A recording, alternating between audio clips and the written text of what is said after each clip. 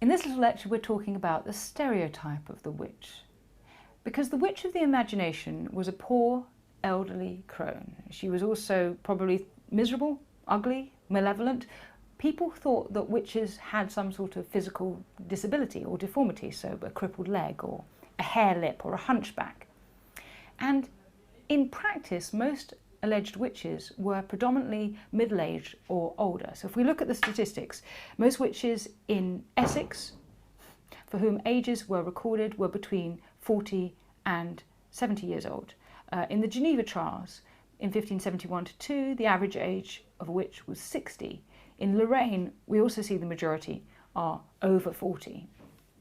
Now, during severe panics, this stereotype of the older witch became less relevant. In 1611, in Ellwangen, a 70-year-old woman called Barbara Ruffen confessed to witchcraft under torture, and this sparked a ferocious craze in which, in the end, 430 men and women were executed, including priests and a judge who had protested against his wife's arrest.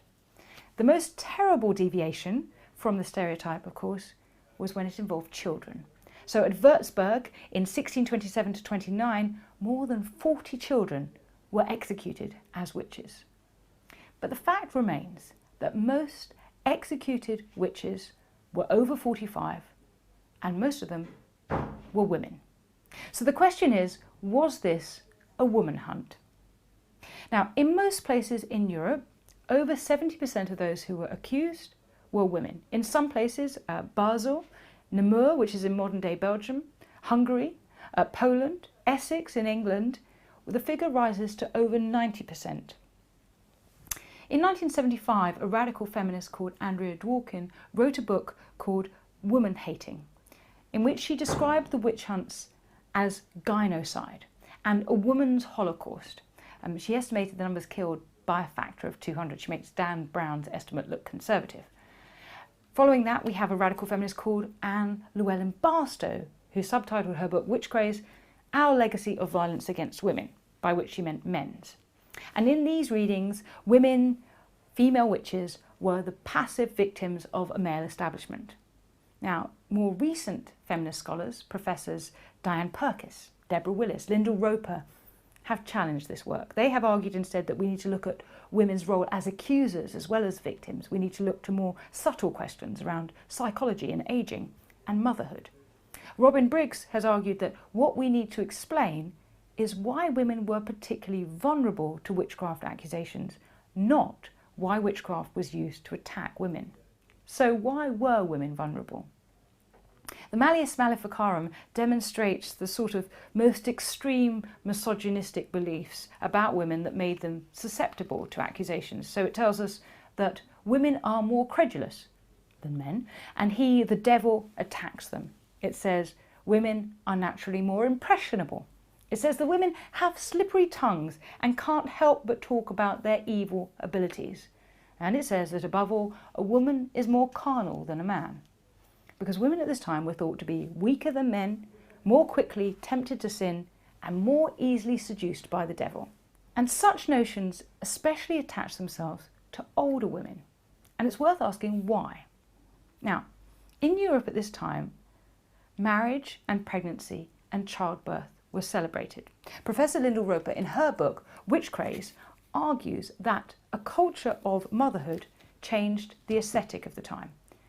Large-hipped, big-bellied, full-breasted women were thought desirable because they were fertile.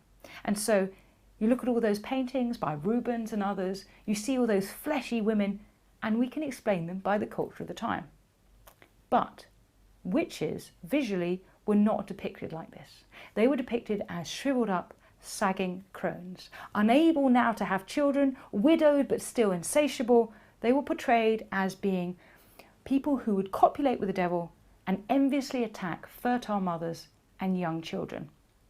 So the witch, the symbol of inversion, was the anti-mother. And Roper argues that the crucial characteristic of accused witches is not just that they were old, it's that they were no longer fertile. They were menopausal or postmenopausal. And it's true that we look at the ages, they are disproportionately represented among the number who were accused. So for example, in 1593, in Nordlingen in Germany, Margarita Korns went to stay with Madalina Minka. Minka gave birth, and Corns had brought her gifts of apples and wine and milk. But later they rowed over money, and Corns told the young mother that she would regret it. 3 weeks later, the child grew ill and became quite crippled in the hands and the feet, and Corns was accused of witchcraft. A century later in Augsburg, also in Germany, 80-year-old Ursula Grün was accused of witchcraft and tortured, and she was blamed for attacking fertility and injuring young children because she had offered children pieces of apple and pieces of bread which were said to be poisoned. And under torture, she said, very sadly, people don't like old women to give children things. Older women were easily cast as bitter and envious enough to kill and maim innocents. But if across Europe 80% of witches were women, that still leaves some 20% who were male. In some places the numbers were greater still. In Finland, for example, half of all accused witches were male.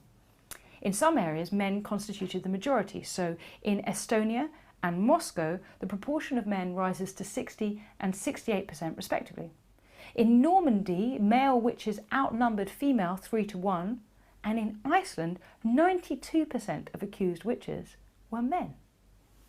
Now, there were various cultural specific reasons for this. In Normandy and Russia, for example, male witches were generally itinerant, so they were vagrants or folk healers or shepherds, and such itinerancy was thought to be frightening and dangerous because they were operating outside the normal hierarchical order. But above all, the reason was that although women were thought to be more easily tempted, more susceptible to sin and to the devil, men too could be spiritually and morally weak.